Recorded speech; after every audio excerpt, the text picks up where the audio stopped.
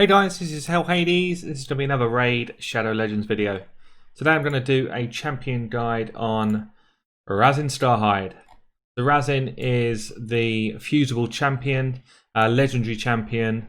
He's actually an insanely good legendary. So for a fusion, if you're kind of working your way up to him, he's definitely worth your time. He's worth that investment.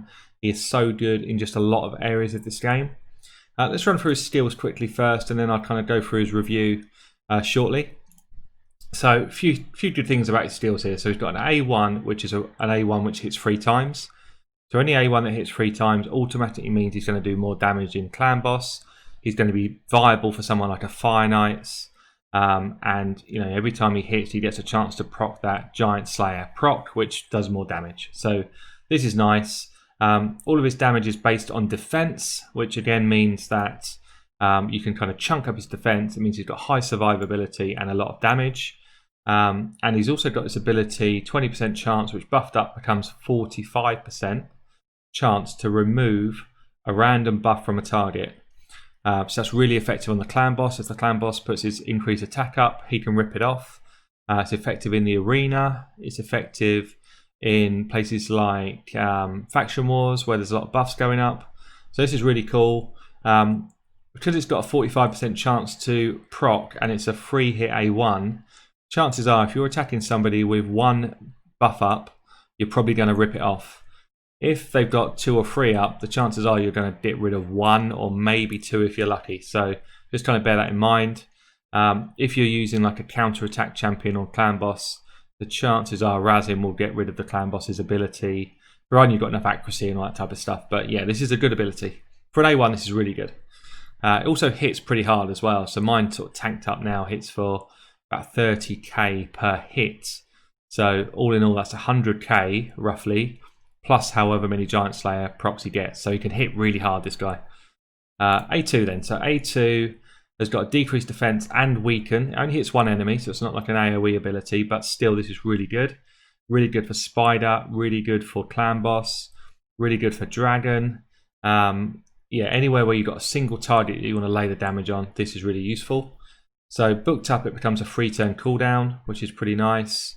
Booked up as well becomes a 100% chance to land, both of these abilities, and they're both the bigger versions. So all in all, this ability is cool. It also hits bloody hard as well, so really good ability here. So his A3 is called Bog Down, 6-turn cooldown when booked. So this is long cooldown. There's a reason why it's long. It's really effective. So it's an AoE ability, hits everybody, and providing you've got enough accuracy, it will drop everybody's turn meter by 100%. Hits hard as well. It's just a really good ability. Faction wars, it's amazing.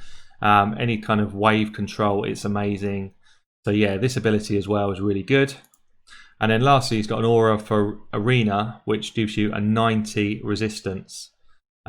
So when you're looking at the meta now, where it's kind of tanky teams, high resistance teams, Rhazin actually fits that meta really well. So if he's not got a spot in your clan boss team, firstly I'd question why, but if he's not got a spot and you've built him up for arena, then this aura is actually really effective in the kind of modern arena kind of setup now. So let's have a look at what masteries I've got on him then. So these masteries are for clan boss. So basically what we've done here is we've chunked as much damage as we can. We've built into it the ability here, which will be useful in non-clan boss times. So we've kind of gone crit rate, crit damage, damage when full HP, straight down this line into damage. This one's a bit of a bystander really, but it's useful for non-clan boss damage. So you get more damage when you get kills. And then we go into Giant Slayer, which is kind of the crown jewel for any free hit A1er. I've then gone defense tree, so more defense, reduced damage from AoEs, reduced damage, chance to counter attack. What is this one? Chance to remove a debuff if they lose more than 25% of their health, reduced damage that you take over time, and then chance to counter attack if you lose more than 25% of your health. So this is pretty good for clan boss. It's also a decent tree for things like faction wars as well. The reason why I've gone defense tree is because I've got Vizier, which means I don't need this ability, Master Hexer. If you do not have somebody who is extending your debuffs and it's a clan boss build you've gone for, Master Hexer is probably your better option. So you would actually go accuracy, into accuracy, into accuracy, probably then into book, and then into master hexa, and potentially you'd take evil eye in that build as well. So you probably would also, maybe you wouldn't take book actually, maybe you would take cycle of magic, but yeah, basically master hexa gives you a chance to extend that decreased defense and weaken by an extra turn, which, because it's on a free turn cooldown and it only goes up for 2 turns, that's pretty effective. So bear that in mind. So let's have a look at how I got mine built. Mine is built for clan boss, for ultimate nightmare clan boss. So I need a speed of 191 to 209. I actually want him to be one of my fastest champions because I want my decreased defense and weaken to go up early. If it goes up early, it means that everybody else gets the benefit of hitting harder right from the start. I have him built up with 100% crit rate and a bit of crit damage so that he hits hard and he constantly crits with the A1. I have him on chunky amount of defense, a 4.6k. That's high. That's about as high as I need it to be. And I've got quite a lot of HP here as well. So if anything, I could probably afford to lose some HP, lose a little bit of defense, lose a bit of crit rate, and put all of that into crit damage if I had the right gear to do so. Actually needs to be around 230 plus to make sure he lands his debuffs. But a good example here is I could probably switch this piece of gear out for a crit damage piece if I had one ready to go, something like this, and I wouldn't mind losing that extra couple of hundred defense here, so I've already got such a lot of defense, and I would put all of that crit damage up here, so I'll get another 40% crit damage, which is probably worthwhile actually, even for my clan boss team. So that's something I'll probably go ahead and do over the next couple of days, try and build his crit damage up. But as he is, he's in good shape. In terms of the way I've got him built, so I've got 2 speed set, 2 accuracy, 2 defense, and I've got crit rate gloves on. So I could potentially, what I should be doing is getting crit damage gloves on and finding crit rate and everything else. That's how I'd normally do it, but I don't have the items right now. I've got an HP chest because I've got a really good roll in defense. And then I've got defense boots because I've got some speed rolls and crit rate rolls in there as well. So those boots are actually beautiful boots. How am I able to do that? Well, I've got a speed roll on my banner, and I've basically got speed rolls running right through my gear, which enables me to kind of change up the way I would use boots normally. So all in all, these items are all kind of syncing together to enable me to have defense boots on and crit rate gloves. So that's how I built him up. Let's go into some reviews. So arena offense, if you've got him built in an arena style, and what I'd say is, if you go arena, you do perhaps something a bit different. You could go Helm Smasher and do a lot of damage. You could go high resistance and have high unshakable on so that he doesn't get hit by a load of debuffs. Or you could go high accuracy and enable yourself to land things like the reduced turn meter and things like that. So there's kind of 3 different builds that you could do on him, all of which are really effective. Just depends on what kind of team composition and style you're going for. So let's get onto these ratings. So arena offense, he's a 5. He's got damage, he's got turn meter control, he can rip buffs off people. So all in all, he's very good. Clan boss, top tier, brings a lot of what you need for clan boss. Arena defense, he's probably a 5 as well, but it's borderline 4 and 5. Fire Knights, he's top tier, he's a 5. Campaign, he could do campaign, but it's not really what he's for. He's only got 1 AoE ability, which means he's quite slow, but he could definitely get through it, so I put him as a 4. Minotaur, he's fine, he kind of cruise through that. Spiders, he's top tier, but he struggles with Spider 20 because of the affinity. But you can't take that away from him. That's not his fault that the affinity's landed on blue. But he is top tier to get yourself to 20 at least. Dragons, his A3 does not affect the dragon, so the dragon won't lose turn meter. But the decreased defense and weaken is useful. The turn meter reduction is useful for waves as well. But he doesn't have any AoE ability. So he's probably between 4 and a 5. He's closer to a 5 than he is a 4, so we're going to go 5. Magic Keep, he's just going to cruise through it. Force Keep, he's top tier. Ice Golems, I don't really use him in Ice Golems. I think on auto he probably wouldn't be that effective on Ice Golems, but we'll try him out. I think he's probably about 4. Void Keep he would smash, and Spirit Keep he would smash his way through it. One thing to say, Magic Keep, where she puts that shield up, actually is kind of top tier because he'll just rip that shield away. So very good at Magic Keep. Okay, so let's get out and see some of this stuff in action then. So let's get ourselves into a couple of dungeons first. I'm not going to. I'll show you Force Keep because that's kind of where he really shines with his abilities. So we'll just throw him in. Just throw him into this lineup.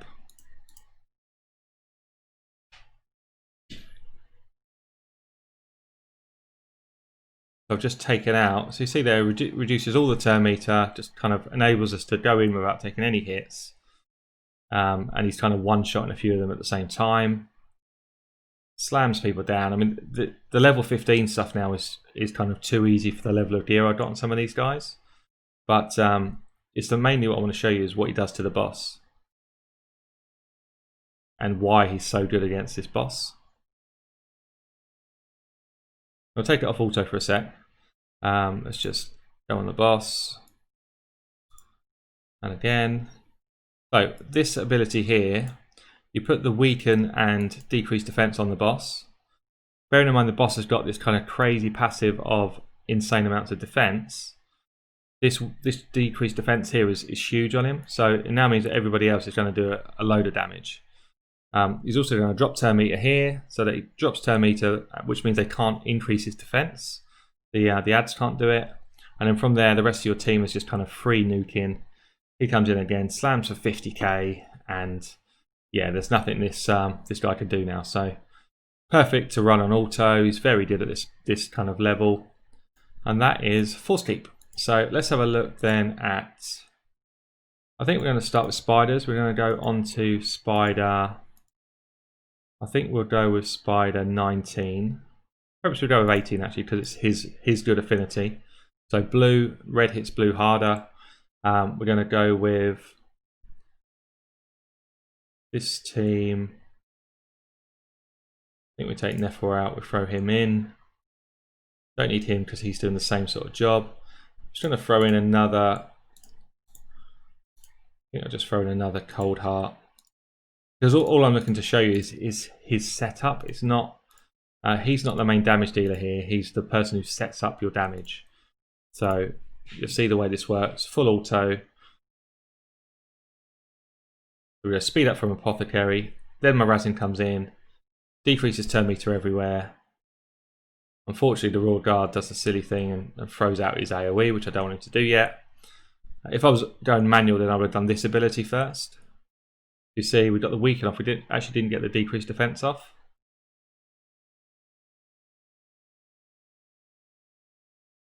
If we got decreased defense off there as well, we would probably have already finished this level, or it would be close.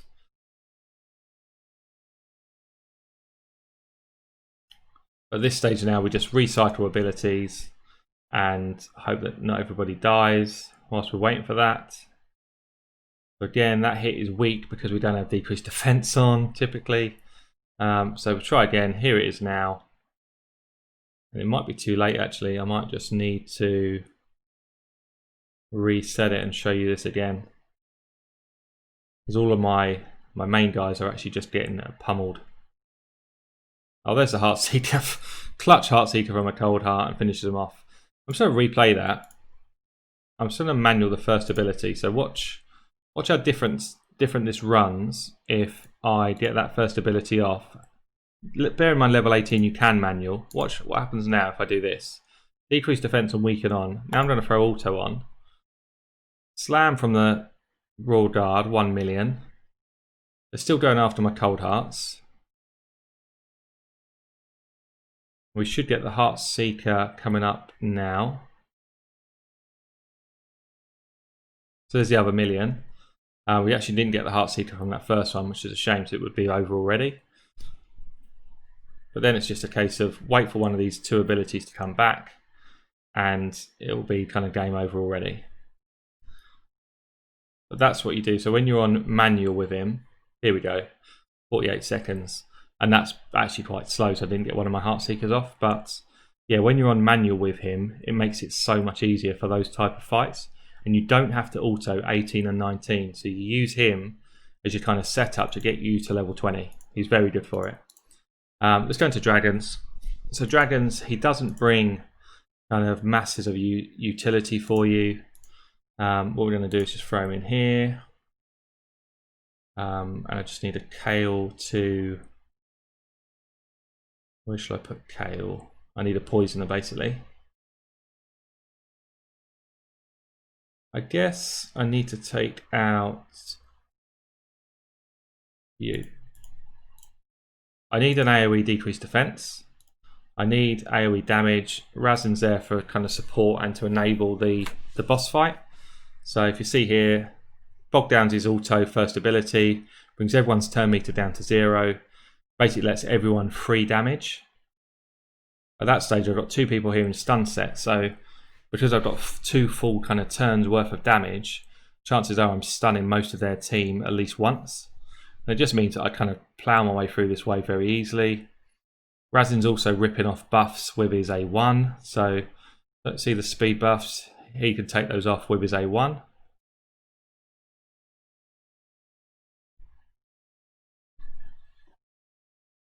See that remove buff there? And he hits pretty hard as well. When decreased defense is up, he hits hard. And it's just about cycling through abilities, waiting for the main team to kind of get their abilities off again. We get decreased defense everywhere, which is useful. He then comes in and gets some slamming done, which is nice. Might lose Kale, maybe. It's okay, we've got Reliquary Tender who's going to be picking people up if they drop. I'm sure most of you, if you've seen many of my videos, you'll know that this is a similar team to what I normally run. It just does the job. He's going to drop there, he's going to get straight back up again. And get us through to the boss. Kale's main reason for being here is the boss damage. So the poisons that he kicks out on the dragon is where he does well. Now the ability that Rhazin just did there with the turn meter reduction does not work on dragon. Dragon, you cannot reduce turn meter, you cannot slow. So he's all about here, decrease defense and weaken. Once he puts those on, everyone else does a lot more damage. So we're probably going to get it on his next go. We need some poisons on from Kale, otherwise we're going to get slammed by this dragon. I think we are. Yep. So here we go, decrease defense and weaken her up. Now you see all of these Giant Slayer procs that start to kick in, just hit a lot harder. So there you go, 38k a time. And it just makes this part of the fight much quicker. Bogdown doing 27k, which is pretty good. And yeah, we're just kind of cycle our way now, right through. It's probably going to be about a 3-minute fight, roughly. And we're kind of just reliant really on Reliquary Tender keeping us topped off with heals. All the while we've got the sort of main abilities coming on from Kale and Rhazin. He's good for this fight. He's not amazing for this fight. He's a good tier level. If you've got him, he's worth putting into most of your teams until you start picking up different champions that can come and do it a bit quicker for you. But he's definitely going to help you with this kind of stage. So we're almost dead. And there you go, almost bang on 3 minutes. Not too bad. And that's not too bad either. For a poison piece. So that is Dragon. Let's show you Fire Knights.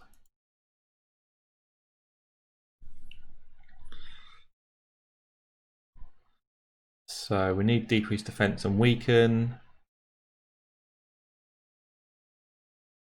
Do this. So he's good affinity for level 20 stuff. So again, he kind of drops turn meter, gives us the setup that we need to get our damage off. We basically get 2 full turns to their 1, by which stage most of them are dead or dying. Or at least kind of provoked up by the martyr. So it's just a really effective start to, wave 1. They basically have done no damage to us. And it actually sets up quite nicely for him to get his abilities back for wave 2 as well. So I don't think he's going to have it now, and it might be his next turn, but he's going to get that bogged down really soon again. We've got a decent team here anyway. So there we go, decrease of defense, decrease attack is on. Provokes back up from Martyr. I think we've got bogged down now. Yeah, there it is. So again, we get kind of free farm on these guys. Bogged down really helps for the boss fight as well. So it gives us another way of dropping turn meter. And the kind of final fight is all about getting your turn meter reduction on, getting your weakens up, and yeah, just kind of controlling. So you've got a free hit A1 there, kind of gets us into the fight nicely. You don't want stupid cold hearts doing their abilities early like that, but that's what they do. It's really frustrating. Everyone's doing the wrong abilities because they've got the camera running. Literally every ability is going off that I don't want to see right now. Never mind. So shields open. Hopefully we can get a turn meter reduction ability off. We didn't. We're just going to keep taking hits. We did have counter attack up though, so we should just break through the shield almost straight away. So bogged down hits. It's still actually, even though it was one part of shield, because it hits first and then it breaks the turn meter. So that actually still works. Even though there was one part of shield left there. Here we go. This is more like it. Well done, guys. Well done. Now we're starting to control the fight. Pretty much any turn meter reduction now absolutely does its work. So we should get one coming from our Tomb Lord soon. Again, this providing we get the right sort of time in here. Here we go, turn meter reduction again. That's the third person that's done the turn meter reduction, and just means his shield is open for basically the whole fight at this stage. We should just one-shot him from this point, so probably be about another 3-minute fight. You know, to get 3-minute on level 20, anything is decent. There we go, 250. That's pretty good. And if you look at the damage here, so Cold Heart's done the lion's share because of a Heartseeker, but yeah, Rhazin does a lot of work here. 900k versus, you know, Martyr 780, Tomb Lord 680. So that's good stuff. We don't need that. So again, I'm going to show you Ice Golems. It's not for me where he shines because his AI is not great, and also it's a negative affinity. Should I show you it? I guess I show you. I'm not going to show you level 20 because it's negative affinity, and you probably wouldn't use him there unless you had to. I'm going to take it back to 18, and we're going to run. I'll take her out and do it like this. I've actually just left my Tomb Lord in there, who is negative affinity by mistake. But he should be strong enough for level 18, I would have thought. But yeah, see, so we get the bog down in there really early, which is good. Just means we get free farm on these guys. With, you know, we've got Whisper going in there with damage. We've got Tomb Lord going in there with hits. Rhazin doing his own work. So it's all about just controlling the waves, and that's what Rhazin does really well. So wave 2 at level 18 is nowhere near as threatening as level 20. We don't have the reflect damage going up, which is really hard to deal with.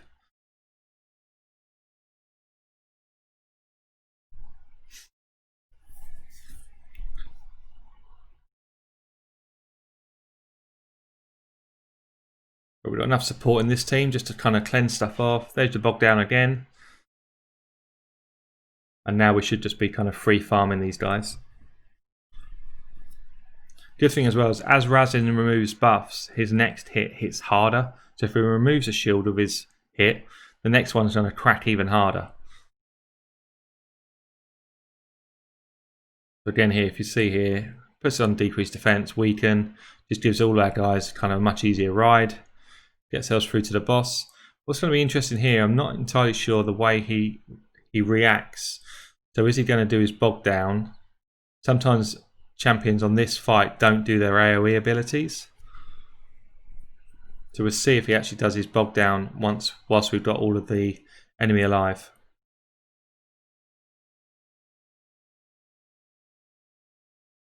Tomb Lord's good here as well. So yeah, see the bog down came when there was only the boss up. I don't know if that's just pure bad luck or if that's because he does not do it. So we'll see again, hopefully at some point in this fight, if he's still alive. It's quite a long cooldown on it, so I'm not expecting to see it for a while anyway. Whisper's actually going insane, which is nice.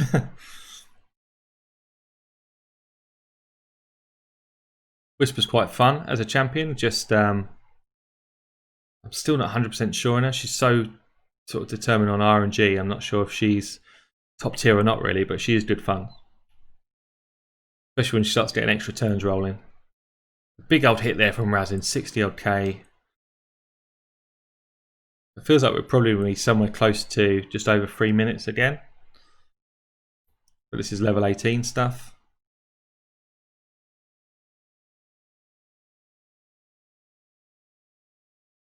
But again, we've not seen his bog down. I don't know if he's got it back yet. We're not going to see actually. Oh, we might do. No, she's going to nuke. So anyway, we're going to be just over 3 minutes. Hopefully we'll just clear him out here. Whisper's gone crazy. Yeah, just over 3 minutes. It's not bad. So, but Rhazin is kind of on a par with anyone else here with damage. A little bit behind Whisper, but not too far. That's no good. So that's all the dungeons. I'll show you Arena Fight, just so you can see what he does. I don't have him properly geared for Arena, but I have a high resistance team here. We're up against a Ray, we're up against a Seeker. Both of these are going to try and do debuffs on me. So let's see. Let's put Rhazin in as the lead. Gives us a 90 resistance aura. We'll keep the rest of it the same. He's also got a strong affinity against these guys, but let's just see. Resisted across the board. Alright, we're taking a chunk of damage, but all of the debuffs are resisted. That's what his aura does. Am I just going to die here? Let's get some increased defense up. Don't die, don't die, don't die. We're going to try and drop turn meter here. Now you see, watch this. Decreased turn meter on everyone. Slam dunk. See you later. So it hits hard as well. That hits hard. Wow, that was more than I was expecting to see. So yeah, so he can be really useful in the arena. I'm not going to show any more on it, so I don't have him set up for it. But let's just finish with some clan boss. So I think I need to. I've done my hits on Ultra Nightmare. I'm not going to go for a full hit here. I'm just going to show you a key and show you him in operation in my normal team. So show you the way he works. Basically what I do is I set my team up so that he does the decrease defense and weaken. And then after that, Vizier just kind of keeps tanking up those abilities. Get poisons going on from the rest of my guys, counter attack from my Martyr. And after that, we're kind of just reliant on Vizier to kind of keep the debuffs rolling. And Rhazin just kind of does that. See that 28k hits across the board. And he pretty much does that for the whole fight now. So he just goes 45k, 45k, 40k, like absolutely tanking hits up. All I'm going to do is run this for a couple of turns because I don't want to do much damage and kind of affect the rest of my clan. But you'll see here 30 odd k hits each time. So I'm going to run this up to 2 minutes and we'll just compare the damage between everyone who's out there. 45k, 46k, standard hits. So yeah, he does damage. You build him in the right way, he can do some serious damage for you. So just keep him going on A1s now. Normally, if you didn't have someone like a Vizier, you'd be using his A2 as well.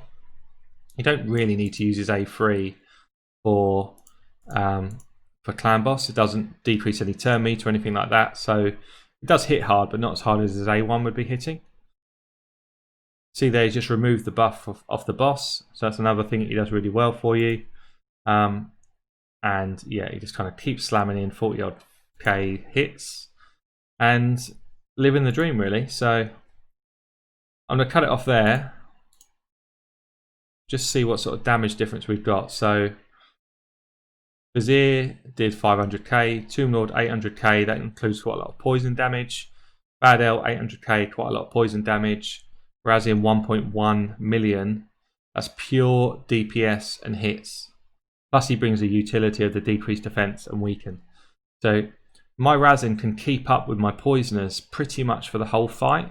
Maybe a little bit less, but my Rhazin will easily do 8 to 10 million per fight in a clan boss battle. Marty came in at 600k. So yeah, that's Rhazin. I think that's probably the end of the guide. Hopefully you've enjoyed that. Hopefully it's kind of helped you to try and decide where you're going to use him. But quite honestly, if you fused him and you do not have a lot of legendaries, he is capable of running this game for you and being a feature in pretty much every team you've got. Certainly until you get to the end game, and then you're kind of deciding exactly where you want to put people in and what sort of roles. But yeah, look, this has been Hell Hades, signing out.